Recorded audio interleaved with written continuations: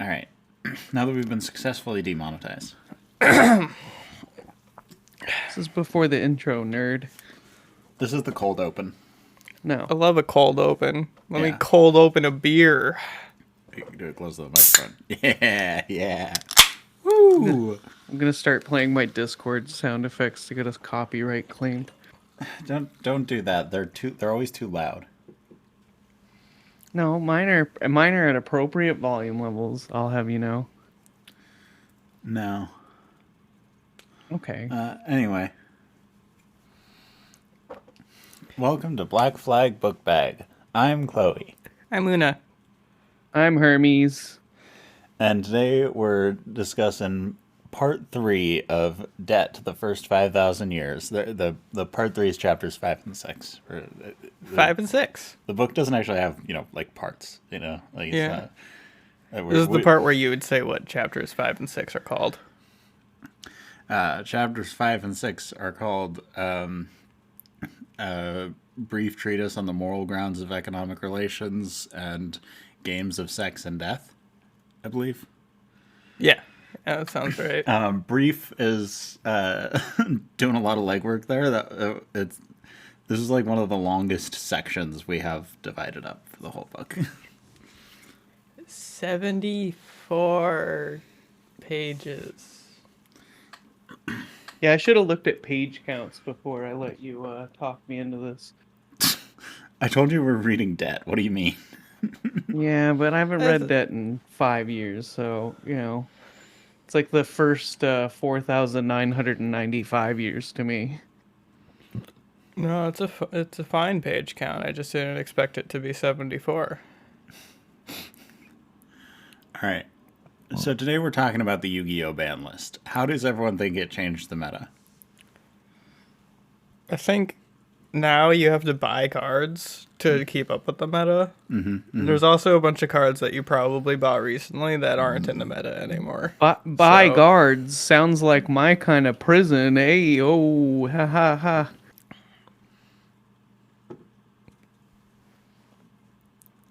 That sucked.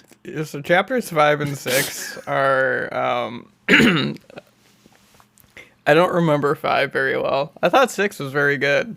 I liked that one. I found 5 to be very interested in this, and I thought 6 kind of dragged on. I think 6 drags on at the end, but before that it's pretty good. I like discussions on kind of social structures that aren't, we don't got going on. I have in my notes at the end of chapter 5, Una's gonna love the part about greetings being from interacting with feudal lords. I don't remember that. Oh wait, can you send our notes or send your notes to the group? Yeah. I read both chapters in a bit of a tizzy. Oh yeah, I woke Una up, was like, read book, do it. Right, and then I didn't. And then once Chloe actually woke up, I read it while she was in the shower. That quick? It's short. Una reads fast. Chloe showers slow. That's true. There we go. Oh, and it's formatted. Hermea, correctly. die. Yay. Die. Why?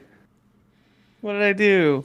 Because the preview of the file ends right after the title for chapter 5. Chapter 5, a brief treatise on the moral grounds of economic relations. No, you have to hit 69 lines You gotta left. click the 2 arrows that say view full file, view whole file. Ugh. And then you get to see it. And then it just cuts off Jesus part of it, Christ. Or just download the text file, You don't have to read it in Oh, wait. I remember this chapter. It's the one with the 4 sections that tells you that it's 3 sections. Yeah. Yes.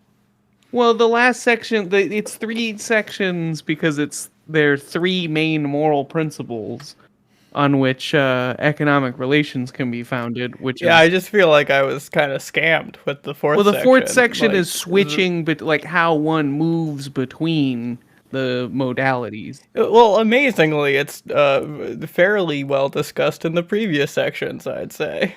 Oh, author repeating themselves chapter over chapter. I would never. Let's hope we never have to read would Marx never? for your case, then. Let's hope we never have to read Una. Yeah. When have I ever repeated myself? When have you ever repeated yourself? Yeah. What'd you say? Una? Sorry, I missed that. What'd you say? Every few days you come up to me to say the same things. I don't tell you the same things. I always tell you new and more interesting facts than the last time. Slightly updated versions of the things you come up to me to complain about. I'm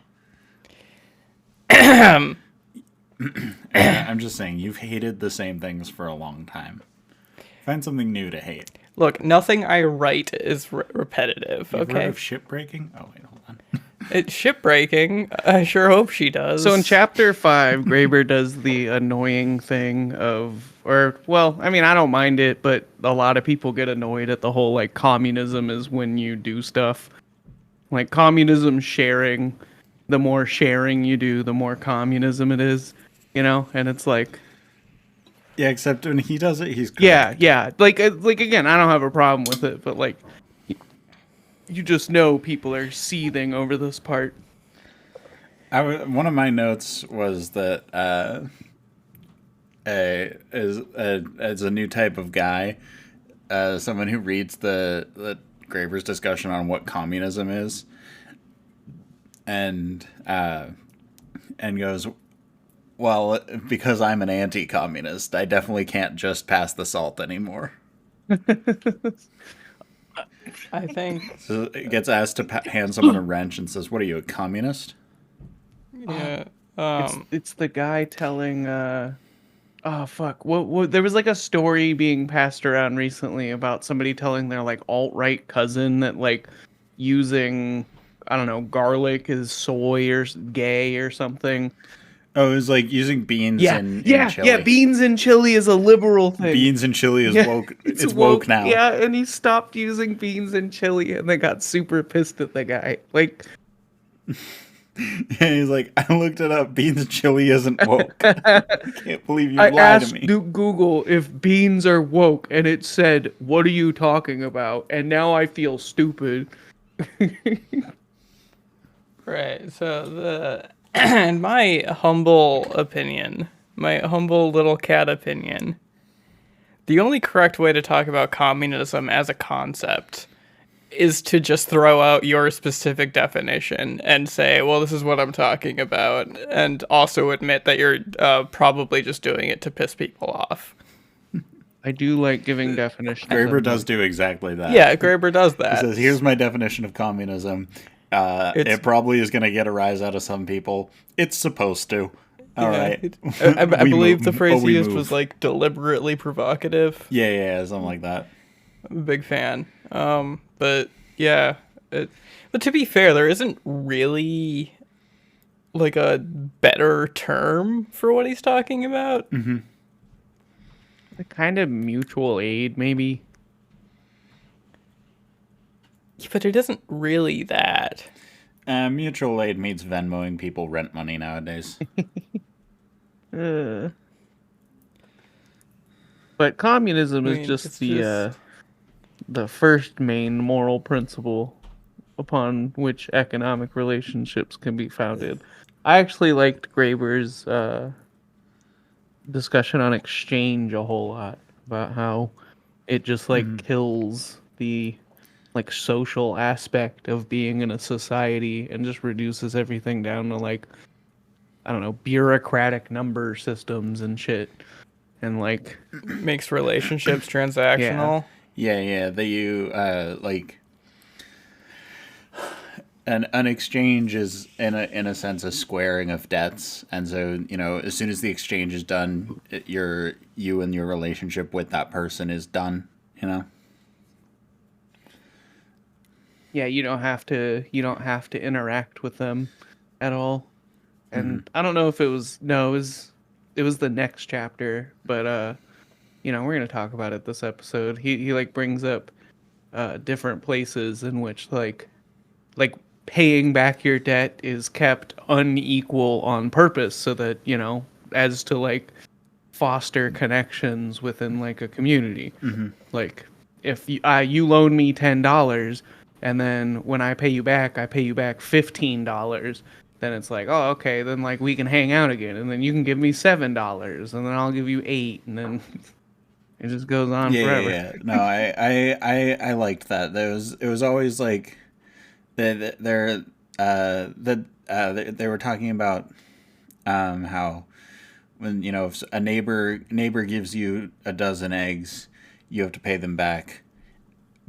But not exactly in eggs necessarily. It could be bread, it could be cheese, it could be eggs, it could be it could be helping them out with housework, whatever. It could be, but it's always approximately equivalent to a dozen eggs, but never exactly, because much like the realm of exchange, generally speaking, paying back a debt or giving a gift in return for a previous gift that is exact means, okay, now we have no reason to talk to each other anymore, goodbye.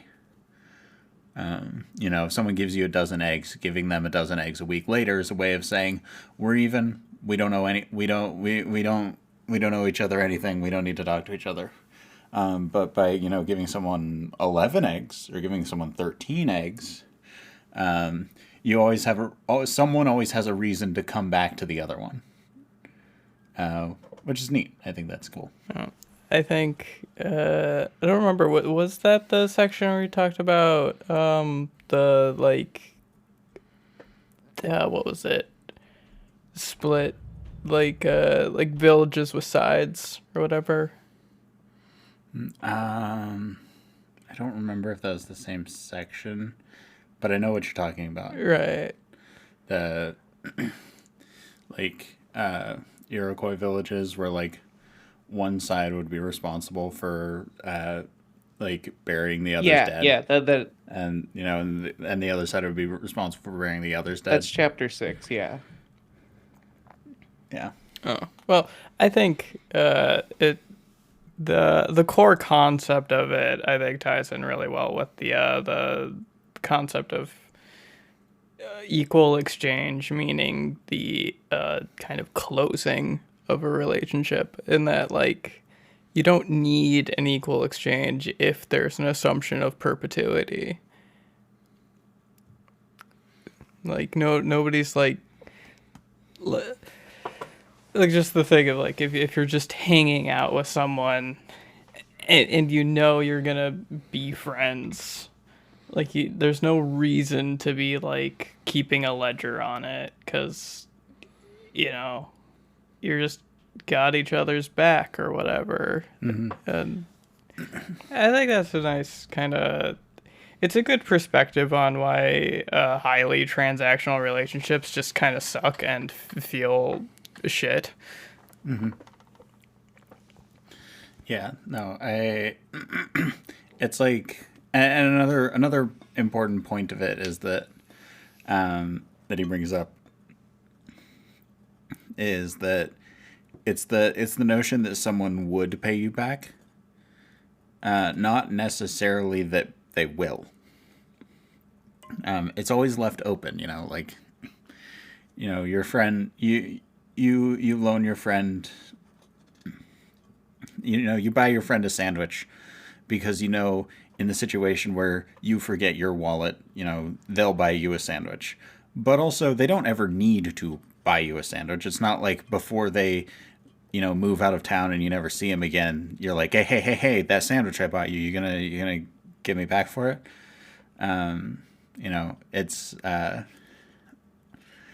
It's always informal. It's never about keeping as you said, keeping a ledger about it.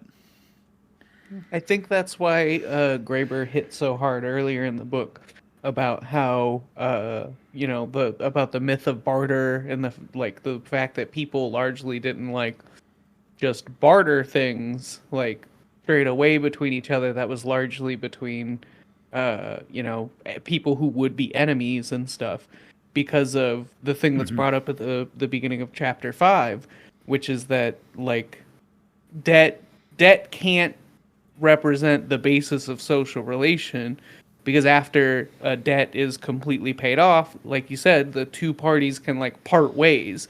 So like people you're in a community with, and like an interwoven like close community, or like your friends and family, like that can't be the basis of your social relation. So that's why any relationship that is built on that is like hollow at best.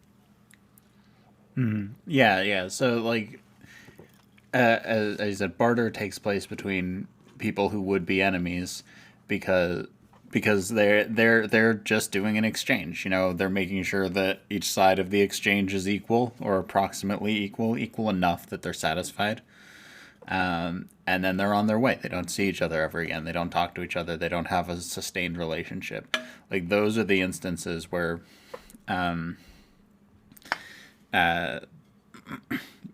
maintaining a ledger is, beneficial. Whereas between friends and neighbors, it's not. Which kind of paints a picture of like how much like being, a debt-based society for hundreds of years has like manipulated our like relationships and stuff, because like, now you actually have to be on the defense from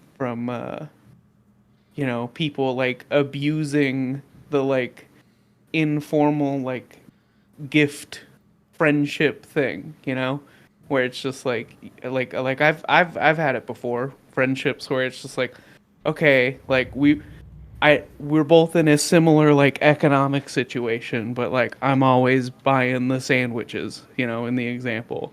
And then it's like they just like dip. And it's like, okay, well, now I'm thousands of dollars in debt because I bought you a bunch of sandwiches. Yeah, he gives a funny example of a guy. Like a anecdote about a guy. Sorry, he gives a funny example of an anecdote of a guy. I think it was. I think it's a story that comes from the like California coast or something like that. Maybe like, New Zealand. was it New Zealand? I'm pretty sure it was the Maori one. Oh, Maori, where guy who is a incessant borrower of things and stuff, and eventually people just kill him because because it's culturally for that, like culturally ingrained in them to be easier to kill someone than it is to tell them no when they make a request for something. Wanna know something funny? What? Sorry, I almost passed out. That's why I'm down here. Oh, Una's sitting on the floor now. Uh-oh. Floor Una. Yeah, so that anecdote is very much very similar to they call it the unscrupulous man. It's one of the characters of Theophrastus. Wait, Theophrastus Bombastus? No, the Oh. one Theophrastus Bombastus is named after. Wait, Theophrastus? Yeah, the Greek guy. So not Theophrastus Bombastus von Hohenheim. Yeah, so point is, the notion that like not requiring equal exchange is the typical basis for a community, right? But there are people who will take advantage of that occasionally for whatever reason, and this has been a known thing. And very fun that it is commonly cited by psychiatrists as the historical basis for psychopathy. A thing I do know about. Isn't that cool? But, it's kind of just one of those, like, sometimes people go about it a weird way. The anecdote of just killing him is very much in line with our modern conception of how to deal with that as well. Of people who desire an unequal relationship to their own benefit at all times. We do have a very vindictive perception of that. Yeah, but we also don't have the basis of that where it's difficult for us to say no to a request for aid. We also don't think that someone without food deserves food. We just think they deserve to die. Yeah. Well, that's because, we as kind of a culture have come to the conclusion that anyone who asks for anything is the unscrupulous man. Mm-hmm.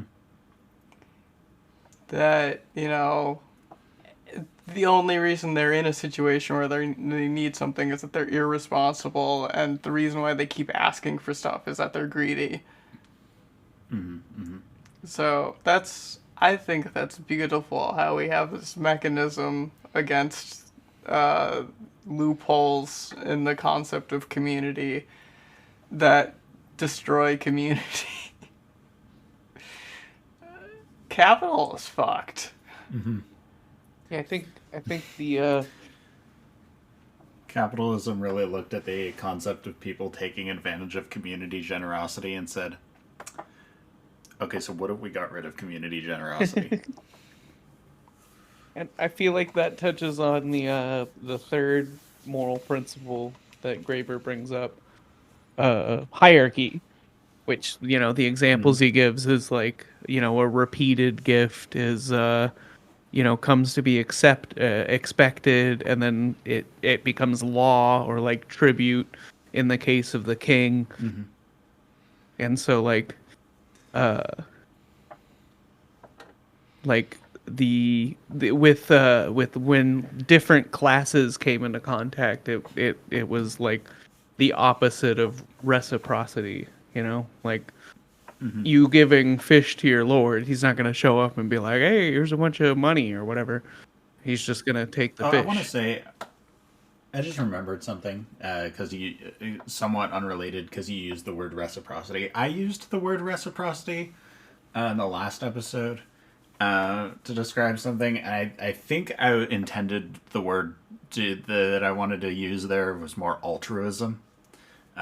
I just wanted to correct the record there, that I'm pretty sure what I was thinking about was altruism, not reciprocity necessarily. But I love how you just corrected the word and not the sentence. So yeah. People have to follow the continuity.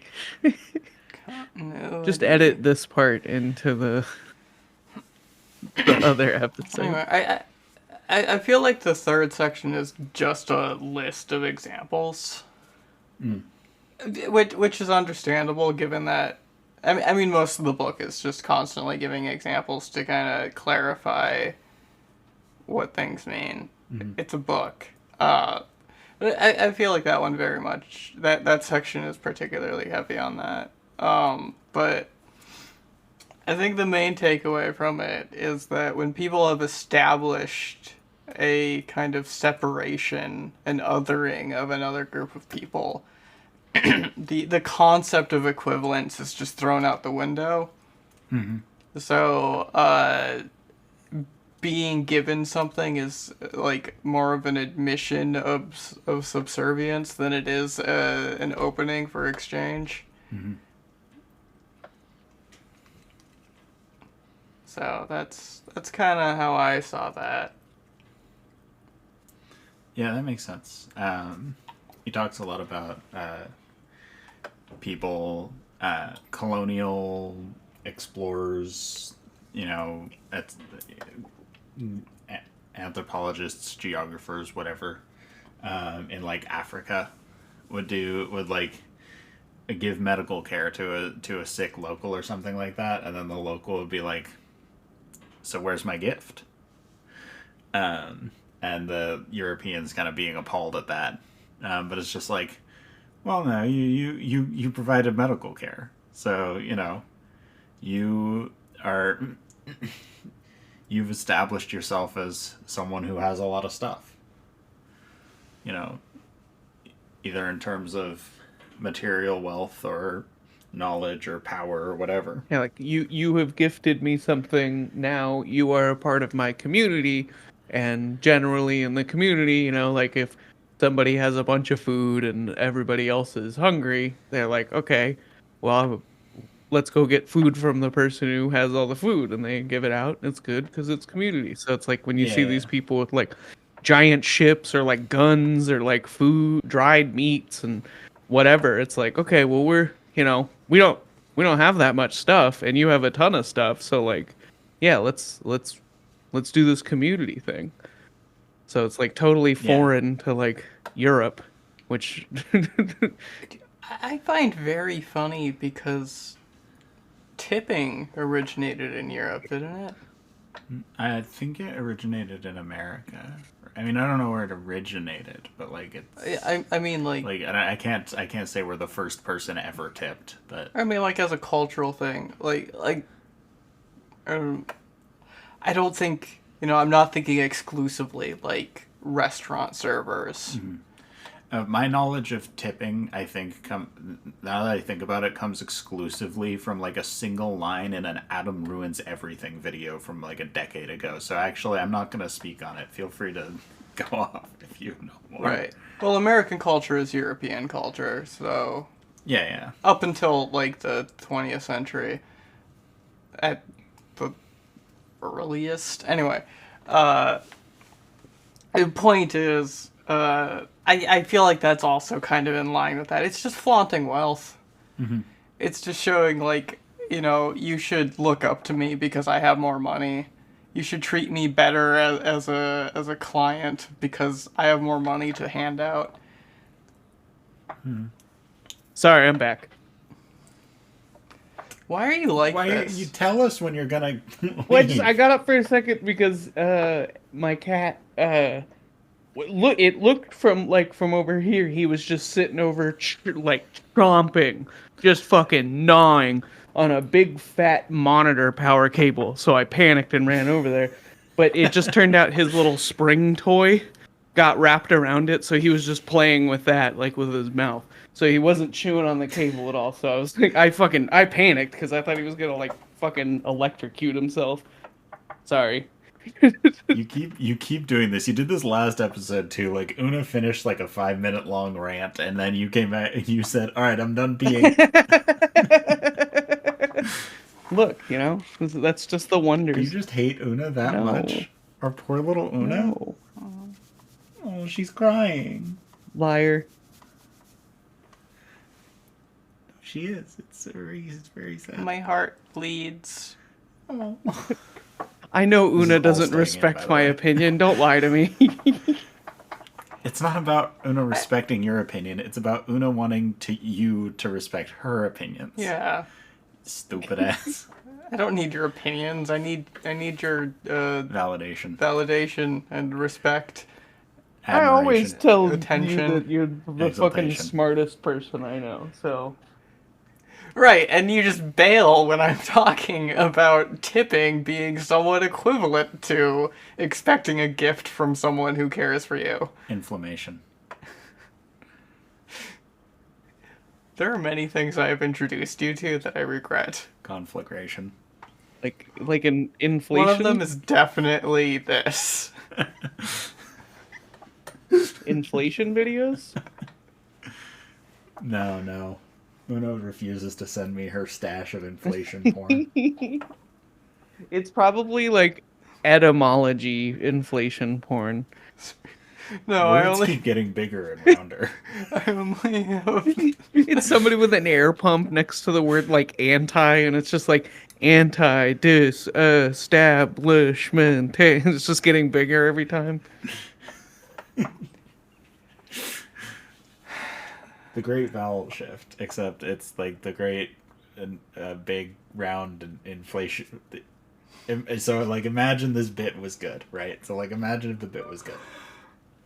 If you stop talking for 2 seconds, I would have said my stash is only those videos of people like taking the like sand filled toys and filling them with water instead. I like the French girl that reacts to them. There's a French girl? Yeah. Why are you blowing up the dog? That's so good. Culture. We're hip. We're hip. We can reference memes from a couple of years ago.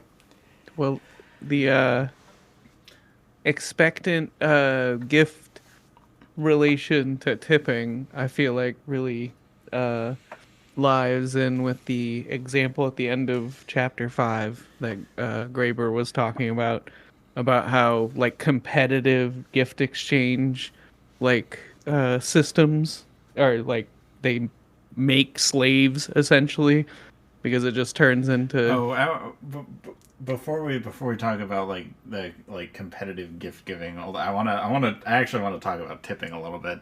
It's just so disgusting that like a repeated gift without reciprocation becomes a hierarchy, and thus the hierarchy, and tipping becomes the hierarchy of customer over worker. But the repeated gift becomes expected.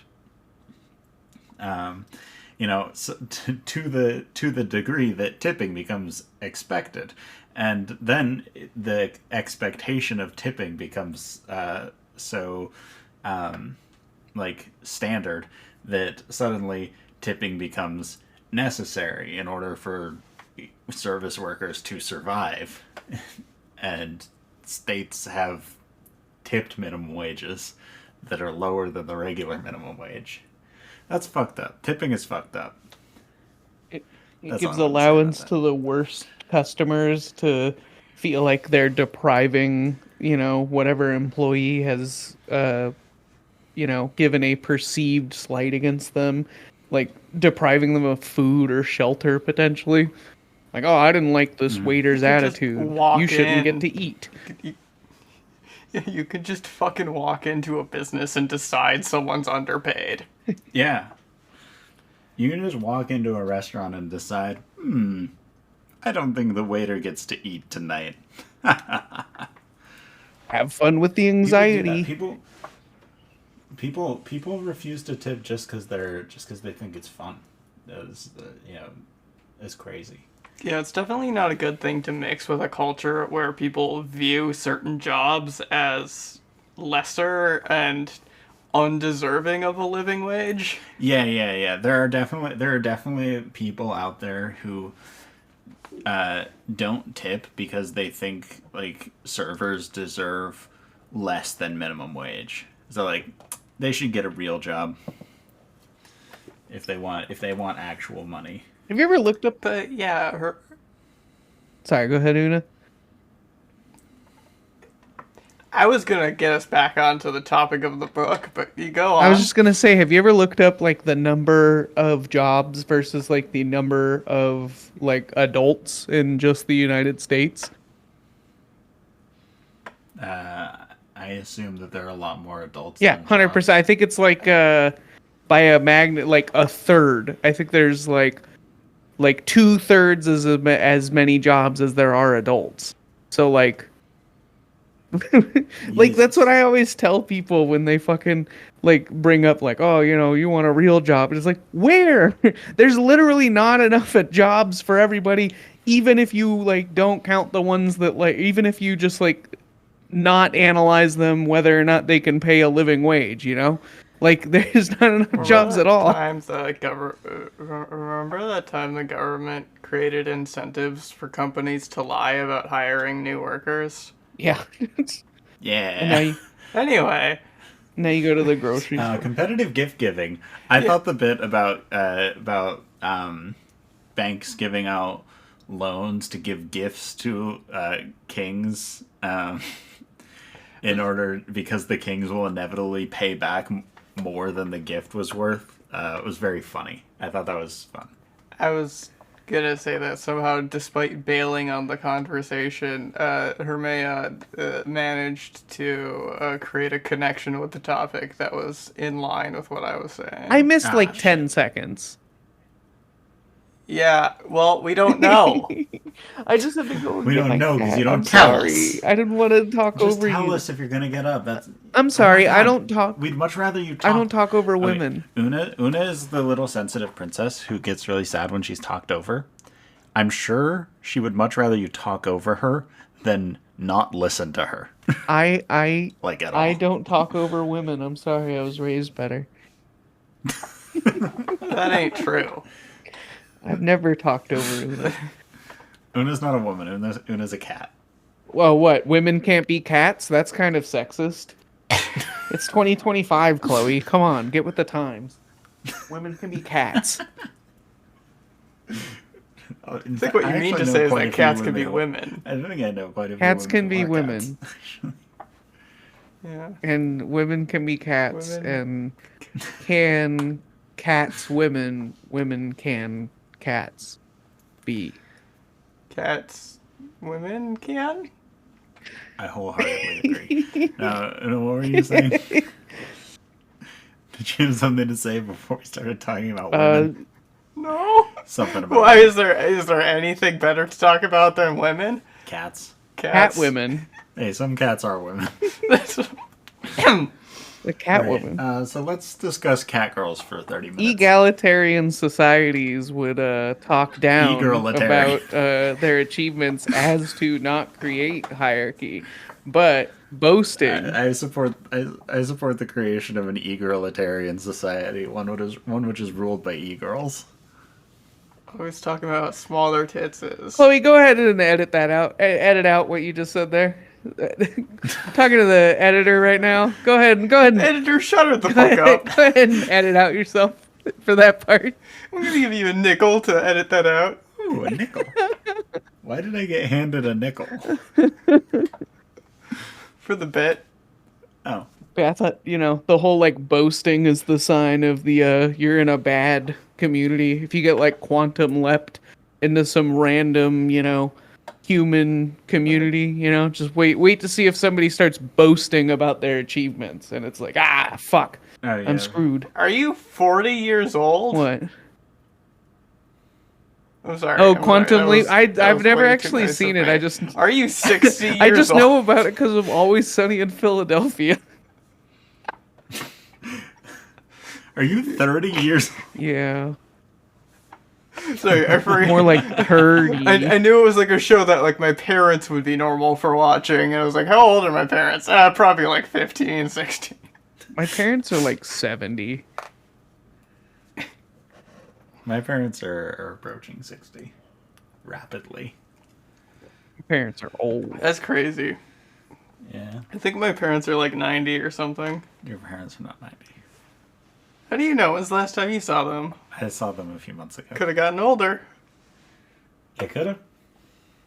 They went in that UFO Not that much. machine at the state fair and got stuck in it and went through like a quantum time loop where they aged faster.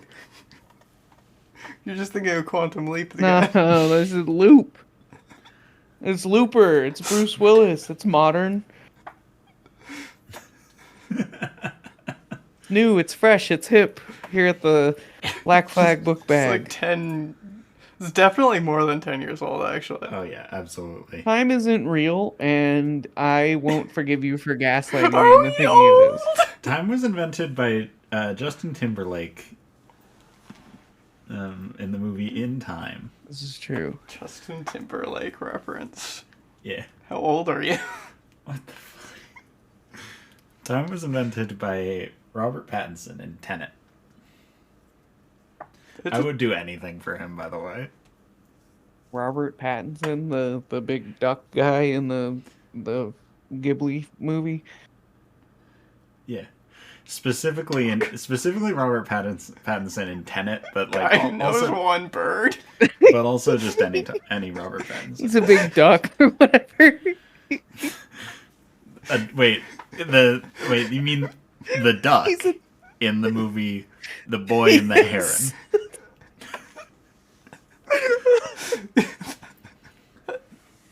I have not yet seen the movie. I intend to watch it very soon. I got it But on. I'm pretty sure the bird in The Boy and the Heron There's a is pelican. not a duck. No, it's not a The Boy and the Duck.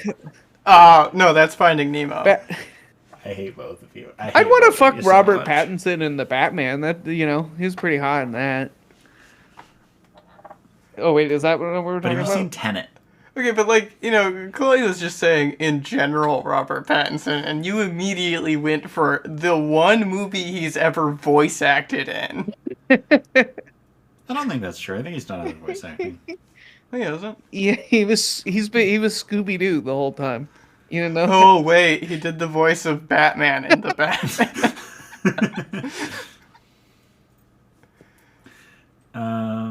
He played guitar on Birds by Death Grips. What? Yeah, he played guitar on a What Death the Grips. I'm fuck? trying to figure out if that counts as voice acting. I know voice acting. You didn't know? You didn't know Robert Pattinson was the GOAT? No, I did not. I still need to watch The Lighthouse. I concur. Robert Pattinson seems fuckable. Seems. I don't know the guy. See, Chloe Una's bi.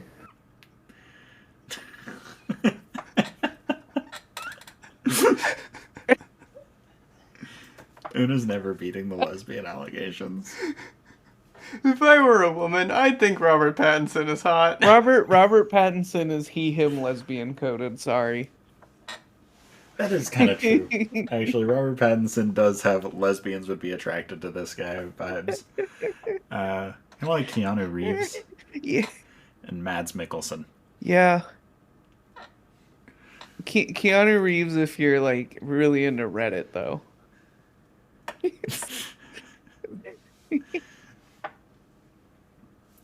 Who are men that lesbians constantly talk about? Robert Pattinson. Robert Pattinson, Baby No Money. Mads Mikkelsen, Baby No Money. I think BB Nas is just someone that everyone talks about. Yeah, he's hot. Yeah. Here on the Black I Bag. think he makes way too much money for his name. What do you mean? His name is BB Nas. Here on the Black Flag book bag, I like hot men. So if you're a hot Okay, man, we've successfully killed like 15 minutes talking go about ahead Robert and Pattinson. you have no perception of I time. have nothing else to say about this chapter. That's why we should except move that you in. found your dream We job. should move on to the That's better. in chapter 6. Yeah, sex. Oh, okay. Well, I was gonna... The sex chapter. I see. Then we can move on to chapter 6. I mean, we don't have to. We don't have to talk about each chapter separately. Yeah, I know, but we do live in a highly aristocratic society, so I will. Oh, do you want to talk about how we live in a highly aristocratic society? It is in the notes. It says here, right here in the notes. Una is gonna love the fact, or the part about greetings being from interacting with feudal lords. Yeah, I love being affirmed. I love when people back me up. Una thinks I love being supported in my correctness. We live in a highly aristocratic society. Our notions of interacting with people are based off of aristocratic ideals. Una thinks that saying hello is monarchist. No. Una thinks saying please and thank you is monarchist. I do think saying hello is monarchist. Okay, you got me there.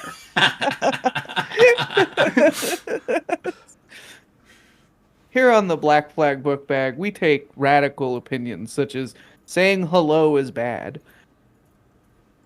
Saying hello is just notifying the operator that the connection is established. Well, if we get rid of I hello, notify the operator of the established connection all the time. if we get rid of hello, what the fuck is going to be step 1 of any coding class? You know? What are you going to say? Like, what's up, world? Okay, so we're getting rid of coding classes, by the way. Yeah, like I'm trying to imagine a world in which I get my way and there's still coding classes. Yeah, like in the future dictatorship of the Black Flag Book Bag podcast, Triumvirate. Really cool that we made a The- tongue the twister triumvirate. our name. why did we do that? Whose dumbass idea was this name? I love tongue twisters where you're definitely on like a knife's edge of saying something Yeah. problematic. It's not problematic. We when dare I our fans to say the F slur. say it. As a centrist myself, bisexual.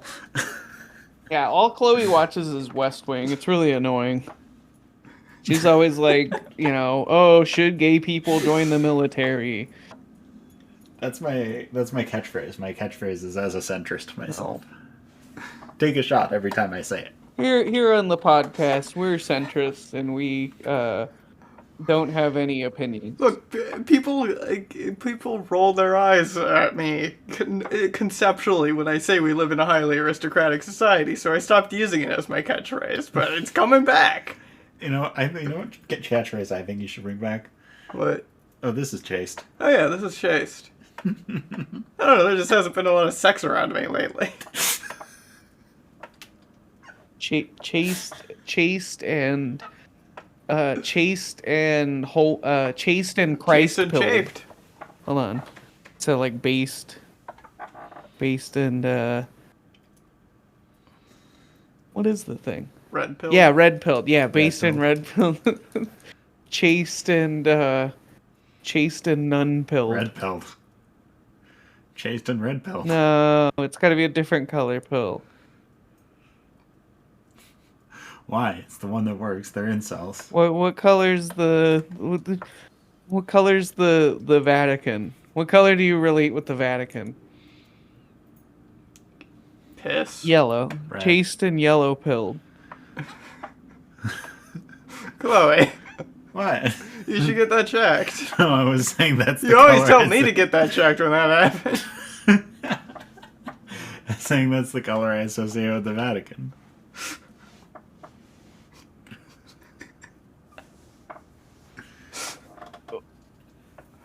Hey, So once again, Graeber starts this chapter off with combating exchange. I do like the part about, thinking of human life only as exchange hides away the truth of most of human relations. Where like we were talking about before, when you get to like impersonal relationships that are based on like balancing the ledger, it's like it's a hollow friendship and it like doesn't or a community or a family or whatever relationship it is, it doesn't hold the warmth or the stable support that a relationship based outside of exchange would be.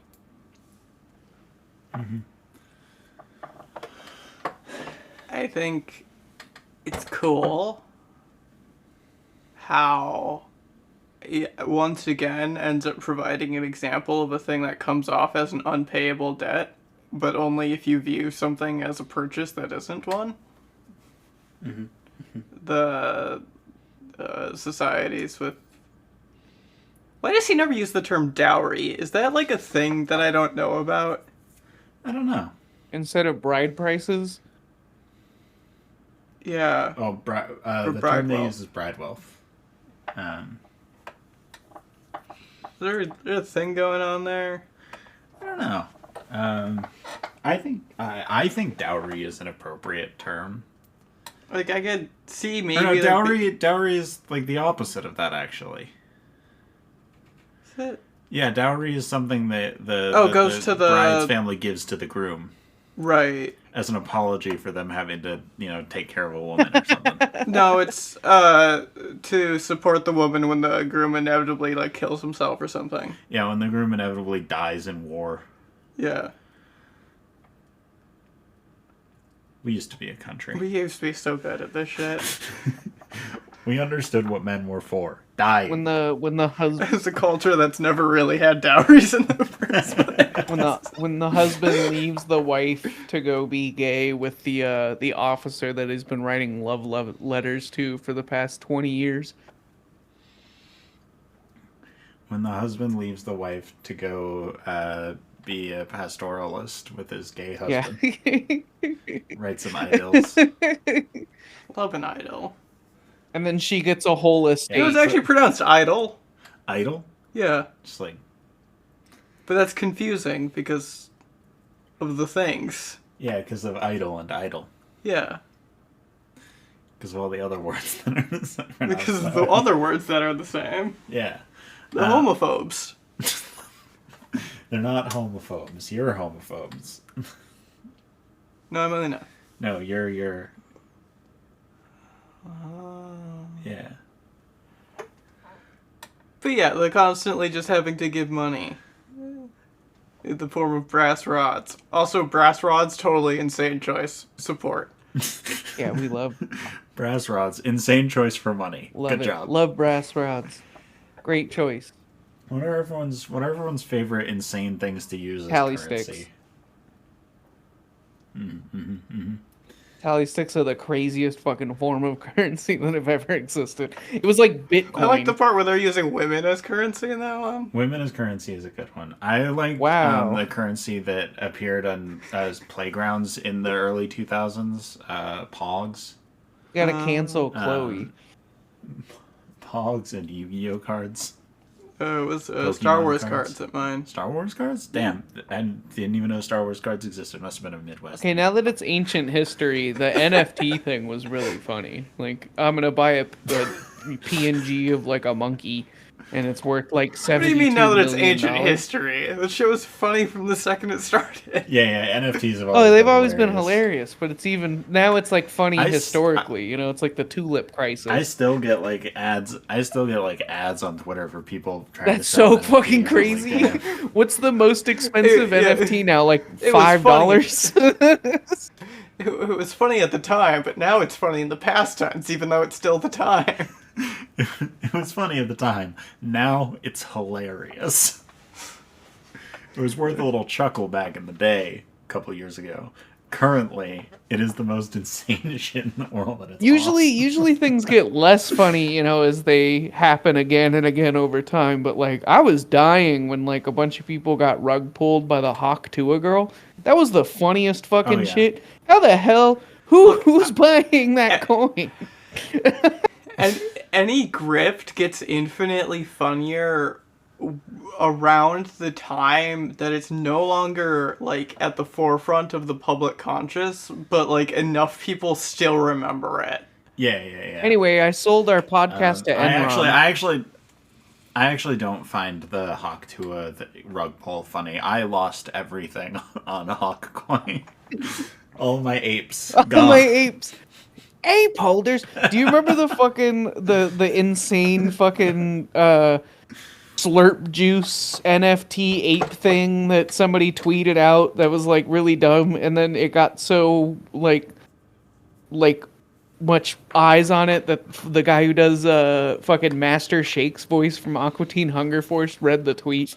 It's like, holders can now spend their slurp juice to turn any of their cosmic apes into up to 3 slurp apes. Every single post about crypto and NFTs is the stupidest sentence I've ever read. Everyone buy buttcoin now. Everyone buy poop. Here, to ensure that we piss off enough of our actual audience, I'd like to say it's the same thing with gacha games. Oh yeah, for sure. It's the same exact language. It's just made up currencies to launder the fact that it's 100% gambling. Trying to buy a picture One of these days, I am going to find an NFT that's worth like a cent and buy it and then sell it for 2 cents and claim 100% profit. Oh yeah, you're gonna buy a 1 cent NFT with that $80 overhead processing fees. Hey, whoa! As soon as the government legalizes comedy and also freedom, then I'll be able to buy NFTs without $80 overhead. Oh, you think any of that's due to regulation? No, it's not. But I can say it is. And the people who buy NFTs aren't gonna know the difference. They don't know shit. I'm just imagining a guy seeing an overdraft fee in his bank account and being like, due to government regulation. Guy gets a $30 overdraft fee and says, "Damn, government taxing my money." Government. For the record, I am of the opinion that taxation is theft. I just think that stealing from rich people is really funny and cool, and I support it. I don't support the government taxing me. I never pay taxes. Yeah, or Una. The government shouldn't tax Una. I would tax Una. I would tax cats. Hey, TurboTax, stop emailing me. Just stop. Well, sometimes you need to file your taxes. No, even if you just don't pay stop. I don't gotta file shit. Well, no. Or do I? No, remember when the government sent out like checks to everyone? Yeah.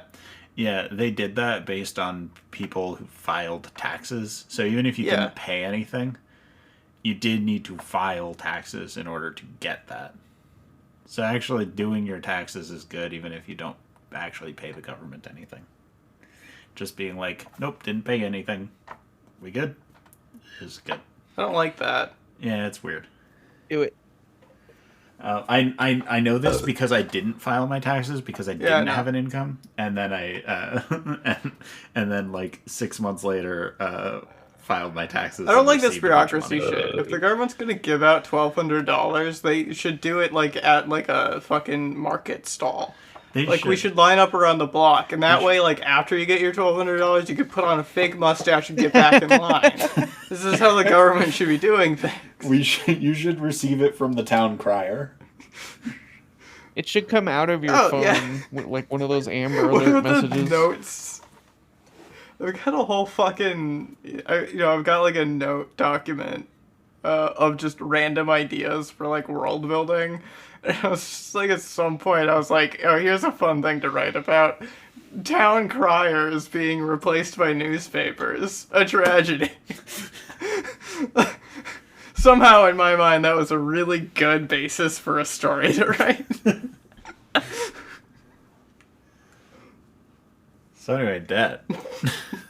This is all related to Chapter 6 somehow. Yeah, this in is death. all about Chapter 6. We're still talking about women as currency, right? Yes, this is on the subject of women as currency. Speaking of women as currency, Una found a new dream job. Yeah, village wife. It's so fucking good. Like, the fucking, like, women are basically currency unless they run away, and then they're, like, treated as gods. Una's definition of God is being pampered and having sex with multiple men. Yeah, it's like how cat girls are in Egypt. I don't know, I've seen some of the Fate series. I know history. We brought it back around to cat girls, and also the Fate series is a historical document. That's true.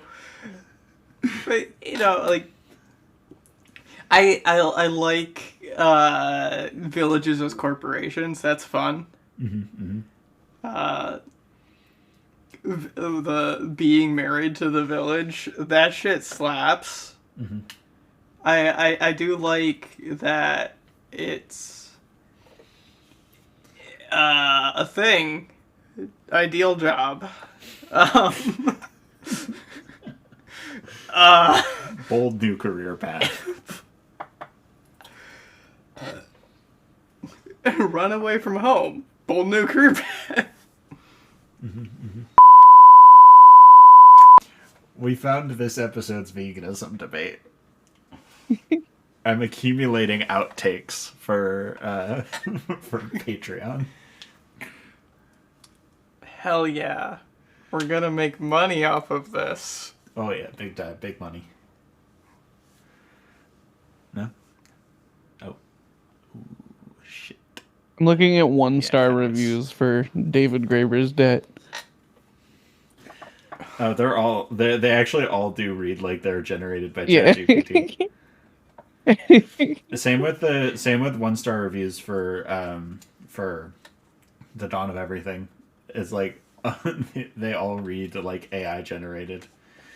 Uh, is awesome. It's definitely a bunch of econ majors. Oh, for sure. Econ majors are the scum of society.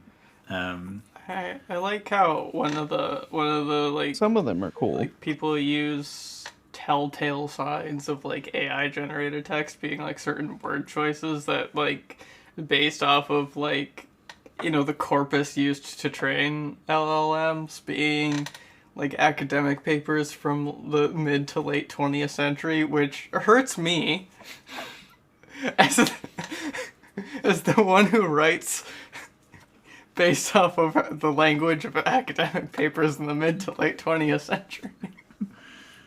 Well, Somebody else move the I was topic about along to. because, like, I've got fucking nothing The to last say. major thing that I really wanted to talk about from chapter 6 is just that the comparison to like villages being early corporations where like they would like accept other people's contracts if they, if somebody like if somebody in another village was like, hey, do this and as collateral, like you can have my sister as like a wife or whatever. And then they were like, nah, actually, fuck you.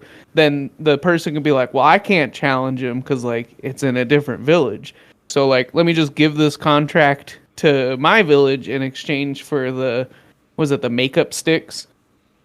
And then they'll go, do a raiding party and go get the sister, and then she'll be a village wife or like, used in a different trade or something because of like women being early forms of currency.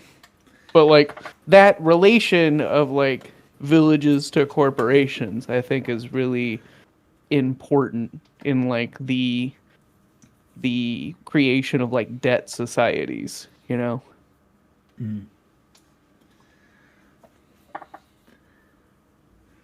Okay.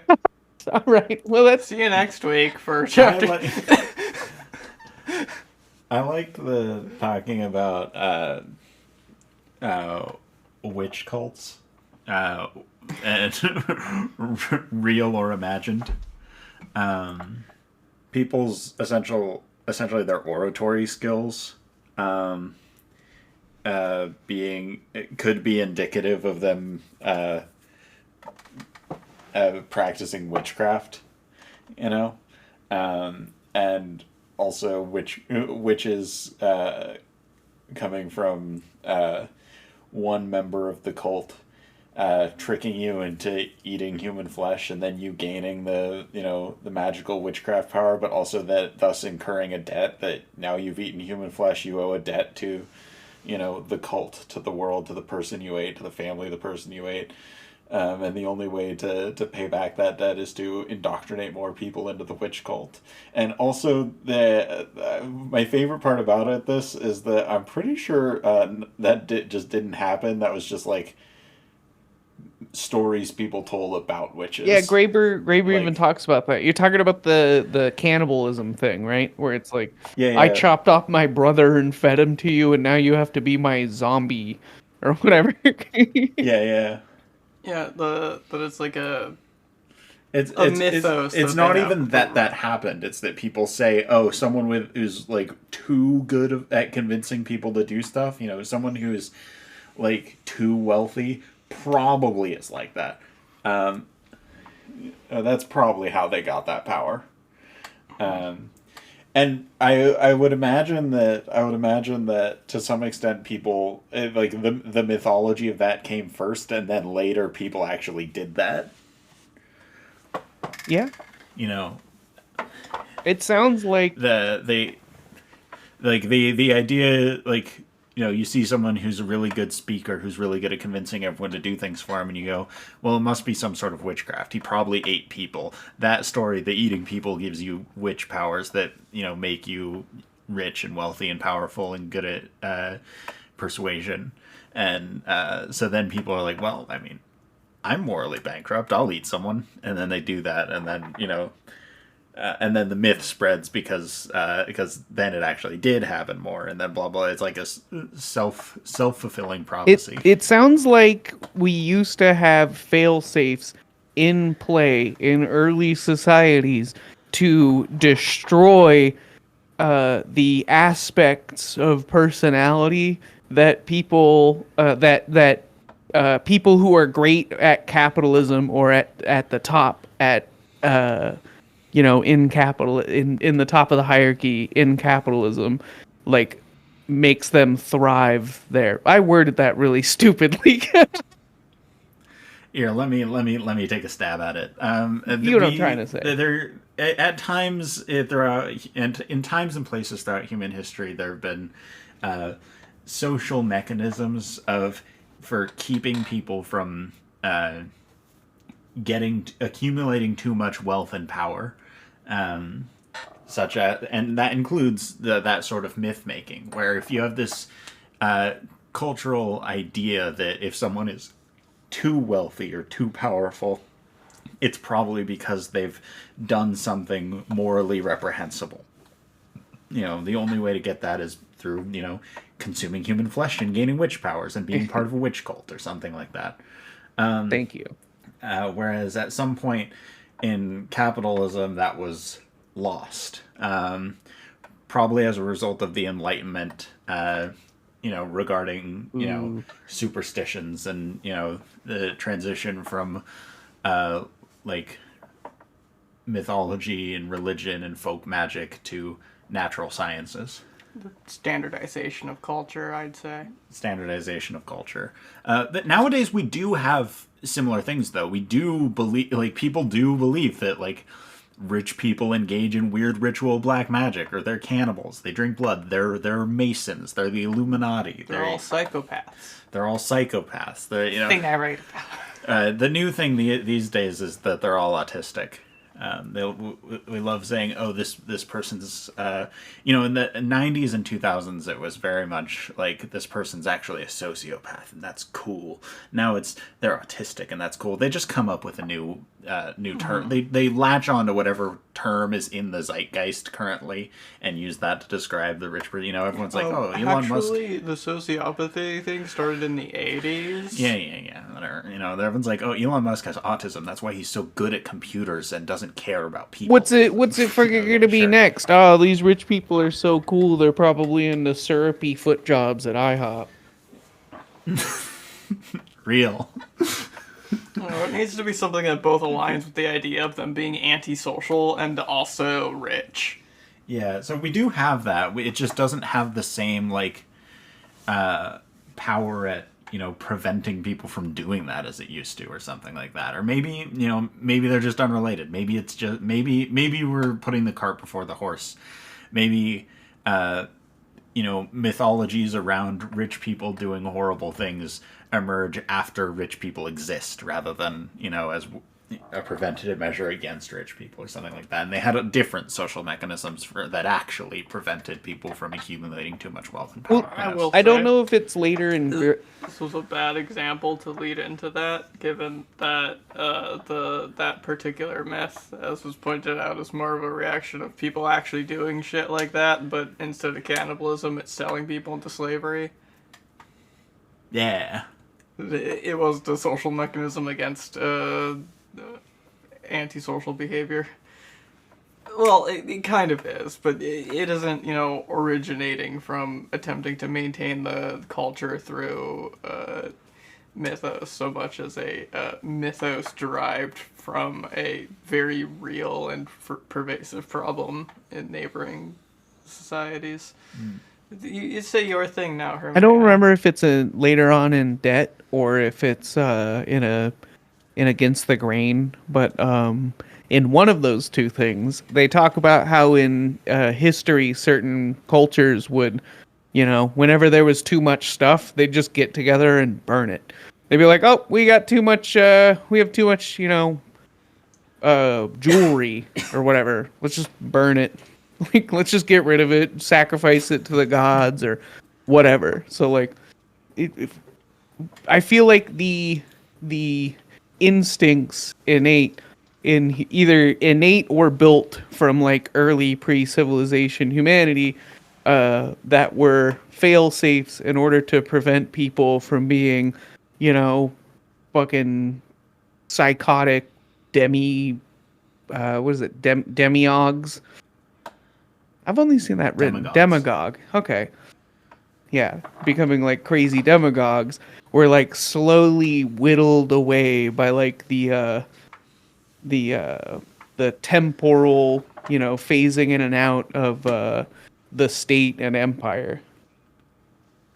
I heard you use the word psychotic and saw the smile leave Una's face. Oh, The smile was thinking about how I was gonna say that to kill you based off of your initial referencing of innate behaviors and pre-civilization. But Yeah, true. I agree. look, I think the innate thing here is that every time We are sentencing you to death. someone starts talking about like, oh, like anarchism sounds so great, but what would you do if someone did this or whatever? And like the innate human behavior of going like, just tell you not to, just fucking don't.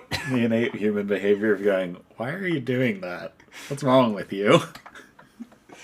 Everything's going fine, and you show up wanting to ruin it, and we'd prefer that you didn't. Please leave.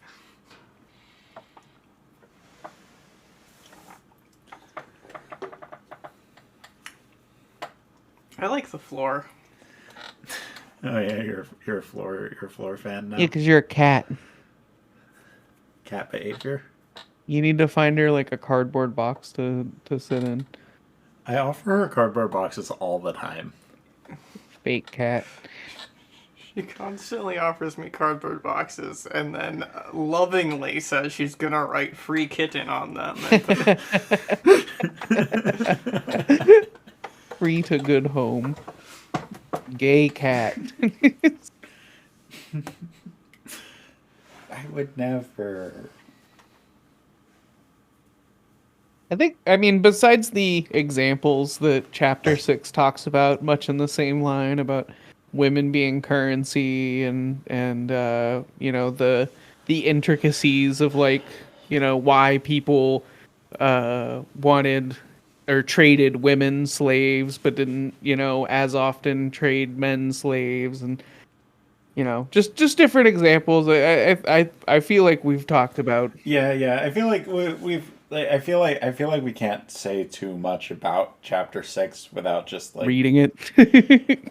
Yeah, without just restating the entire content of it. We've given the vibes of what occurs in Chapter 6.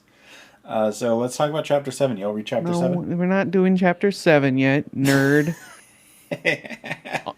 Honor and degradation. Oh, that's why you want to read it, because you have a degradation kink.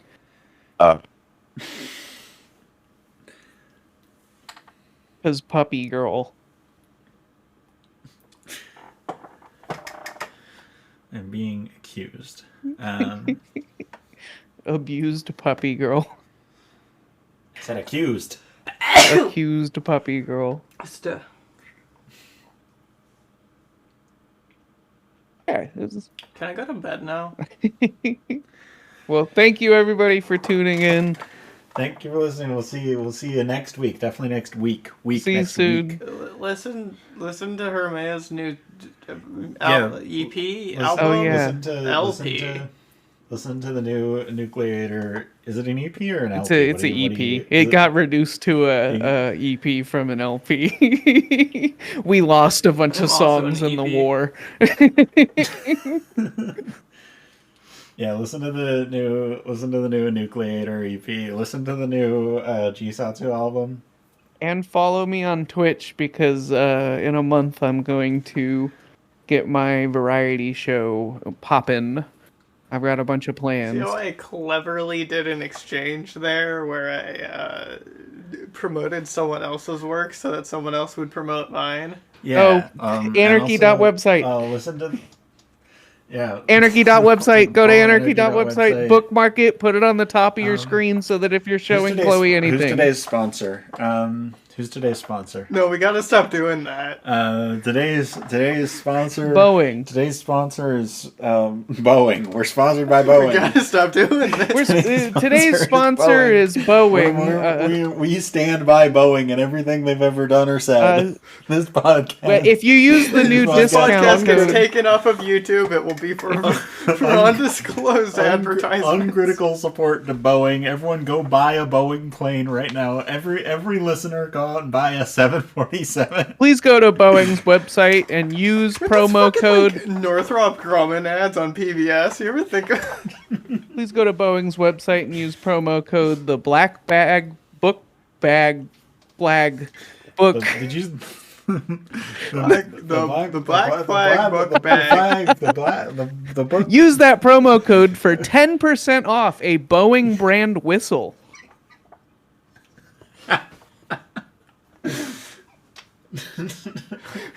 and cue outro music. Do do do do do do do. Oh, that's the bit I was gonna do at the start. I was gonna say, editor, put in the intro. But Oh, I can't stop the recording. yeah, that's why it's funny. I can't stop the recording. Oh no, we're stuck. Good night, everyone. I'm I don't trapped. know, where'd my phone I'm trapped go? in the Oh, podcast. it's in my Help! pocket. Help me! Help! They won't let me leave. They have my I family. can only podcast. Craig, let me go. He has a gun.